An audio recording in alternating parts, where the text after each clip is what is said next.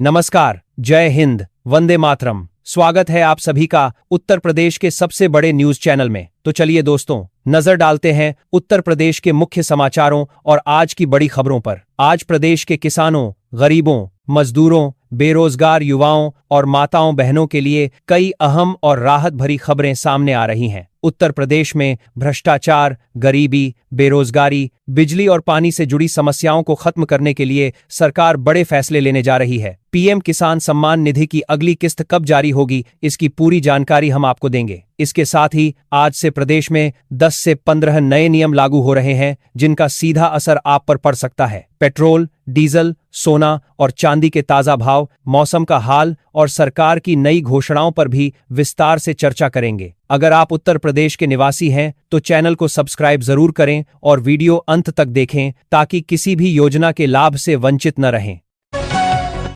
Samajwadi party के अध्यक्ष अखिलेश यादव ने चुनाव आयोग पर सीधा हमला बोला है। उन्होंने आरोप लगाया कि पुलिस ने वोटरों को डराने और रोकने का काम किया है। अखिलेश का कहना है कि जैसे बंगाल की जनता ने जवाब दिया था, वैसे ही यूपी की जनता भी चुनाव में कड़ा जवाब देगी। इस बयान ने प्रदेश की राजनीति में हलचल मचा दी है और आरोप प्रत्यारोप का दौर शुरू हो गया है।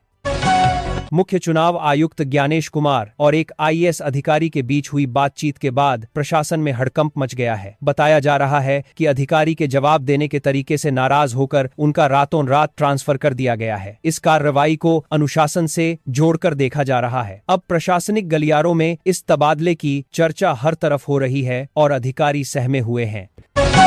वृंदावन में यमुना नदी में नाव पलटने से एक बड़ा हादसा हो गया है, जिसमें 6 श्रद्धालुओं की दुखद मौत हो गई है। नाव में क्षमता से अधिक लोग सवार थे और अचानक संतुलन बिगड़ने से यह हादसा हुआ। अभी भी 10 से ज्यादा लोग लापता बताए जा रहे हैं, जिनकी तलाश के लिए रेस्क्यू ऑपरेशन जारी है। स्थानीय प्रशासन और गोताखोरों की टीम मौके पर राहत कार्य में जुटी हुई है। उत्तर प्रदेश की फाइनल वोटर लिस्ट 2026 जारी कर दी गई है, जिसमें 84 लाख नए मतदाताओं के नाम जुड़े हैं। निर्वाचन आयोग ने बताया है कि लोग अब घर बैठे ही ऑनलाइन पोर्टल के जरिए अपना नाम लिस्ट में चेक कर सकते हैं। इतनी बड़ी संख्या में नए वोटरों का जुड़ना आने वाले चुनावों के लिहाज से बहुत महत्वपूर्ण माना जा रहा है, जिससे लोकतांत्रिक प्रक्रिया और मजबूत होगी। मुख्यमंत्री योगी आदित्यनाथ ने स्मार्ट मीटर से जुड़ी उपभोक्ताओं की शिकायतों पर बहुत सख्त रुख अपनाया है। उन्होंने बिजली विभाग के अधिकारियों को कड़ी चेतावनी दी है कि बिना किसी ठोस गलती के किसी भी नागरिक का बिजली कनेक्शन न काटा जाए। सीएम ने कहा है कि जनता को परेशान करने वाले अधिकारियों पर कार्रवाई होगी। विभाग को अब उपभोक्ताओं की समस्याओं का जल्द समाधान करने के निर्देश दिए गए हैं। भाजपा विधायक अनिल सिंह का एक विवादित वीडियो सोशल मीडिया पर बहुत वायरल हो रहा है। इस वीडियो में वह अपने विरोधियों को पोकलैंड मशीन चलवाने की खुली धमकी देते नजर आ रहे हैं। उनके इस बयान के बाद विपक्षी दलों ने सरकार की कार्यशैली पर सवाल उठाए। विधायक के इस आक्रामक अंदाज ने राजनीतिक माहौल को गर्मा दिया है। हालांकि विधायक की तरफ से इस पर कोई सफाई नहीं आई है।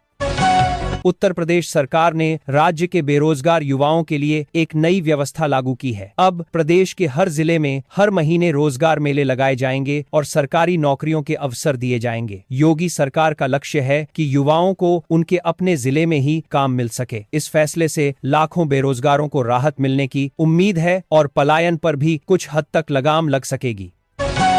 पश्चिमी उत्तर प्रदेश के राजनीतिक मैदान को फतह करने के लिए मुख्यमंत्री योगी और जयंत चौधरी ने एक विशेष रणनीति तैयार की है। अखिलेश यादव के दांव की काट के लिए दोनों नेताओं ने मिलकर एक नया चक्रव्यूह बुना है। के लिए भाजपा और आरएलडी मिलकर काम कर रहे हैं। इस नई पटकथा ने आने वाले चुनावों के समीकरणों को पूरी तरह बदल दिया है। उत्तर प्रदेश के 558 मदरसों में मिड डे मील योजना को लेकर एक बड़ी धांधली की रिपोर्ट सामने आई है। एक ग्राउंड रिपोर्ट में दावा किया गया है कि इन मदरसों के नाम पर आने वाला बजट और राशन का बंदरबांट किया गया है। शासन स्तर पर अब इसकी जांच के आदेश दिए जा सकते हैं। इस धांधली के उजागर होने से शिक्षा विभाग और मदरसा बोर्ड में हड़कंप मचा हुआ है। गोंडा के जिलाधिकारी ने राशन कार्ड और आवास योजना में गड़बड़ी करने वालों के खिलाफ बड़ा एक्शन शुरू किया है। अपात्र लोगों को आवास देने वाले ग्राम सचिवों से अब वसूली यानी रिकवरी की जाएगी। डीएम ने साफ कर दिया है कि भ्रष्टाचार में लिप्त किसी भी कर्मचारी को बख्शा नहीं जाएगा। इस कड़ी कार्रवाई के बाद जिले के प्रशासनिक अमले में हड़कंप है और रिकॉर्ड खंगाले जा रहे हैं। उत्तर प्रदेश के शिक्षकों और सरकारी कर्मचारियों के लिए सरकार ने एक बड़ी राहत की घोषणा की है। अब उन्हें 5 लाख रुपए तक का अतिरिक्त लाभ दिया जाएगा, जिसका फैसला कैबिनेट में लिया गया है। इस घोषणा से कर्मचारियों में खुशी की लहर है और वे सरकार के इस कदम की सराहना कर रहे हैं। यह लाभ सेवानिवृत्त होने वाले और वर्तमान में कार्यरत सभी कर्मियों को मिल सकेगा। लखनऊ हाईकोर्ट की 5वीं मंजिल पर एक महिला अपनी गोद में बच्चा लेकर चढ़ गई, जिससे परिसर में अफरा तफरी का माहौल बन गया। महिला काफी देर तक वहां ड्रामा करती रही और सुरक्षाकर्मी उसे नीचे उतारने के लिए मिन्नतें करते रहे। काफी मशक्कत के बाद पुलिस ने स्थिति को संभाला और महिला को सुरक्षित नीचे उतारा। इस घटना ने कोर्ट परिसर की सुरक्षा व्यवस्था पर सवाल खड़े कर दिए हैं। पूर्वांचल की सियासत में एक बड़ा बदलाव देखने को मिल रहा है, क्योंकि ओम प्रकाश राजभर ने जहूराबाद सीट छोड़ने का ऐलान किया है। अब वह एक नई विधानसभा सीट से चुनाव लड़ेंगे, जिसकी घोषणा उन्होंने खुद की है। राजभर के इस फैसले से पूर्वांचल के जातीय समीकरण बदल सकते हैं। उनके इस कदम को रणनीतिक दांव माना जा रहा है, जिससे विपक्ष की टेंशन बढ़ना तय माना जा रहा है। भारतीय मौसम विभाग ने उत्तर प्रदेश के 20 जिलों में आंधी तूफान के साथ भारी बारिश का अलर्ट जारी किया है। मौसम में आए इस अचानक बदलाव के कारण लोगों को गर्मी से राहत तो मिली है, लेकिन खेतों में खड़ी फसल को नुकसान पहुंचने की आशंका है। प्रशासन ने लोगों को खराब मौसम के दौरान बाहर न निकलने और सुरक्षित स्थानों पर रहने की सलाह दी है। यूपी बोर्ड रिजल्ट 2026 को लेकर एक नया अपडेट आया है। 10वीं और 12वीं के छात्रों के इंटरनल मार्क्स वेबसाइट पर अपलोड कर दिए गए हैं। सूत्रों के अनुसार बोर्ड परीक्षा का परिणाम इसी महीने की किसी भी तारीख को घोषित किया जा सकता है। छात्र अपने रिजल्ट का बेसब्री से इंतजार कर रहे हैं और बोर्ड ने अपनी तरफ से सारी तैयारियां लगभग पूरी कर ली हैं। कांग्रेस सांसद राजेश राठौर के एक ताजा बयान पर उत्तर प्रदेश की राजनीति में बवाल मच गया है। उन्होंने ब्राह्मण समुदाय को लेकर कुछ ऐसी टिप्पणी की है जिसे विपक्षी दलों ने गलत बताया है। भाजपा ने इसे समुदाय का अपमान करार देते हुए कांग्रेस से माफी की मांग की है। इस बयान के बाद ब्राह्मण संगठनों ने भी अपनी प्रतिक्रिया दी है और विरोध प्रदर्शन की चेतावनी दी है। बाराबंकी में समाजवादी पार्टी के एक मंच पर एक फौजी की जमकर पिटाई का मामला सामने आया है। बताया जा रहा है कि फौजी ने प्रधानमंत्री पर की गई अभद्र टिप्पणी का विरोध किया था, जिसके बाद वहां मौजूद लोगों ने उन पर हमला कर दिया। इस घटना का वीडियो वायरल होने के बाद पुलिस ने मामले की जांच शुरू कर दी है और दोषियों की तलाश की जा रही है। उत्तर प्रदेश के किसानों के लिए एक जरूरी खबर है कि 15 मई से बिना फार्मर आईडी के खाद और बीज नहीं मिलेगा। सरकार ने नियमों को सख्त करते हुए यह व्यवस्था अनिवार्य कर दी है, ताकि असली किसानों को ही लाभ मिल सके। जिन किसानों ने अभी तक अपनी आईडी नहीं बनवाई है, वे जल्दी पंजीकरण करा लें। इससे कृषि क्षेत्र में पारदर्शिता आएगी और कालाबाजारी कम होगी। डिप्टी सीएम ब्रजेश पाठक ने प्रदेश में पंचायत चुनावों को लेकर जारी तमाम अटकलों को पूरी तरह खत्म कर दिया है। उन्होंने स्पष्ट किया है कि चुनाव समय पर होंगे या नहीं, इसे लेकर सरकार का क्या प्लान है। पाठक के इस बयान के बाद उन लोगों में राहत है जो चुनावों की तैयारी कर रहे थे। अब प्रशासन ने भी जमीनी स्तर पर चुनावी तैयारियों को तेज कर दिया है। लखनऊ में पकड़े गए कुछ संदिग्धों का संबंध कथित तौर पर पड़ोसी देश की खुफिया एजेंसी से बताया जा रहा है। जांच में पता चला है कि खिलौना कारों के जरिए धमाके करने की एक खतरनाक साजिश रची जा रही थी। इस खुलासे के बाद प्रदेश की पुलिस हाई अलर्ट पर है और प्रमुख स्थानों की सुरक्षा बढ़ा दी गई है। संदिग्धों से पूछताछ जारी है ताकि नेटवर्क का पता चले। बृजभूषण शरण सिंह की बेटी शालिनी सिंह की राजनीति में आने की चर्चा जोरों पर है। नोएडा विधानसभा सीट से उनके चुनाव लड़ने के सवाल पर उन्होंने एक बड़ा बयान दिया है। हालांकि उन्होंने अभी पत्ते नहीं खोले हैं, लेकिन उनके इस रुख से राजनीतिक गलियारों में अटकलें तेज हो गई हैं। अगर वह मैदान में उतरती हैं तो नोएडा का मुकाबला बहुत दिलचस्प हो सकता है।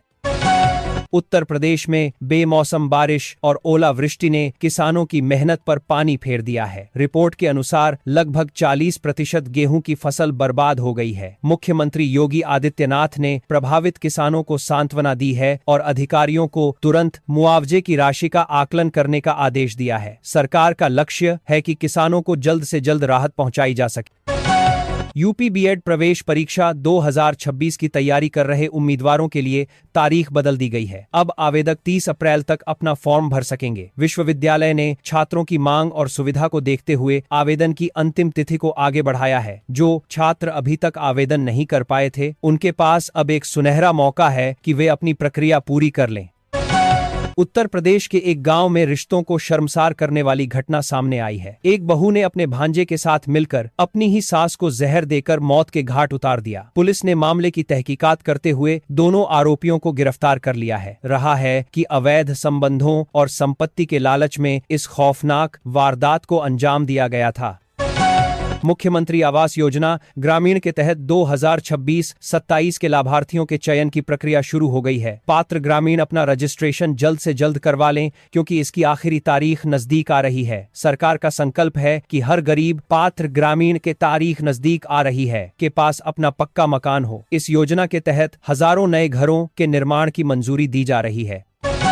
संजय निषाद की राजनीतिक मुश्किलें बढ़ती नजर आ रही हैं। राजभर के साथ सीट बंटवारे और मुकेश सहनी के बढ़ते प्रभाव ने उनकी टेंशन बढ़ा दी है। निषाद समुदाय के वोट बैंक को लेकर मची इस हलचल से गठबंधन के समीकरण भी प्रभावित हो सकते हैं। संजय निषाद अब पकड़ मजबूत करने के लिए समाज के बीच जाकर नए सिरे से रणनीति बनाने में जुटे हुए हैं।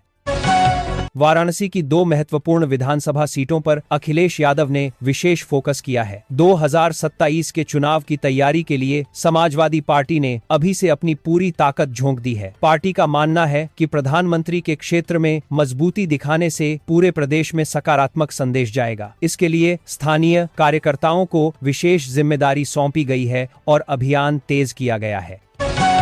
उत्तर प्रदेश प्रशासन में एक बड़ा फेरबदल करते हुए सरकार ने 12 आईपीएस और 35 पीपीएस अधिकारियों का तबादला कर दिया है। नई तैनाती की लिस्ट जारी कर दी गई है और अधिकारियों को तुरंत कार्यभार संभालने के निर्देश दिए गए हैं। कानून व्यवस्था को बेहतर बनाने के उद्देश्य से यह बदलाव किए गए हैं। इस फेरबदल से कई जिलों के पुलिस कप्तानों की जिम्मेदारी बदली गई है। बरेली जिले में दबंगों ने एक युवक पर मामूली विवाद में लोहे की रॉड से हमला कर दिया। युवक की हालत बहुत नाजुक बताई जा रही है और वह अस्पताल में भर्ती है। इस घटना के बाद इलाके में काफी तनाव का माहौल है, जिसे देखते हुए भारी पुलिस बल तैनात किया गया है। हमलावर अभी फरार हैं और पुलिस उनकी तलाश में लगातार छापेमारी कर रही है। सीबीएसई 10वीं के रिजल्ट को लेकर एक नया अपडेट आया है। बोर्ड की तरफ से परिणाम घोषित होने की संभावित तारीख सामने आ गई है, जिसका इंतजार लाखों छात्र कर रहे हैं। रिपोर्ट के अनुसार मई के शुरुआती हफ्ते में नतीजे आ सकते हैं। छात्र अपना रिजल्ट आधिकारिक वेबसाइट पर जाकर चेक कर सकेंगे। स्कूलों को भी निर्देश दिए गए हैं कि वे आगे की प्रक्रिया के लिए तैयार रहें। आज के राशिफल की बात करें तो मेष और सिंह राशि वालों के लिए दिन बहुत शानदार रहने वाला है और उन्हें धन लाभ हो सकता है। वृष और कर्क राशि के जातकों को अपनी सेहत का ख्याल रखना होगा। कन्या और तुला राशि वालों के लिए नौकरी में नए अवसर मिलेंगे। अन्य सभी राशियों के लिए आज का दिन सामान्य रहेगा। वाणी पर नियंत्रण रखें और किसी विवाद में पड़ने से बचें।